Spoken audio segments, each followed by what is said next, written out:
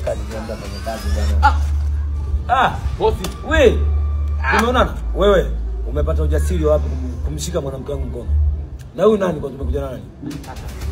Yaani mtu huko vitu kama hivi umekuja ana nisamehe. Aibu naona mimi shemeji. Huyu unapomuona huyu msanii wangu. Msanii huyu. Bwana huku Suboko umesikia? Huku Suboko usheki maani. Huyu anaimba kinoma. Hadi Jacopa mwenyewe akasema. Geukia hivi, geukia kamera. Haya imba tukusikilize. Msanii.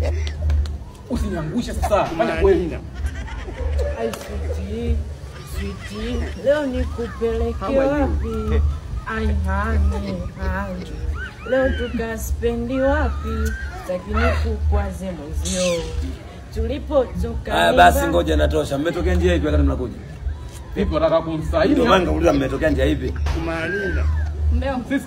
Mbeo. Hapo ndakusupport wewe. Maana sasa sioni. Sioni ndio maana ngauliza mmetokea njia ipi? Hauoni na maana haujaona hata redio? Kumalina. Mimi leo sijaenda kazini kwa sababu ni njoo na mke wangu. Piteni hivi. Pita hivi. Tutaenda kupigia simu.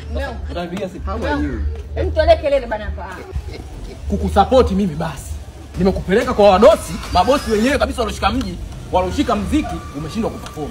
Mbona wenyewe hajanipa nafasi hapo? Wangenipa nafasi hapo. Bwana nataka kuendea tena raundi ya pili wameona kabisa mwenyewe. Kumbe chizi, wewe nafasi gani utakupewa? Sisi nimeomba raundi ya mwisho. Usisumbue, kwa kauze dagaa.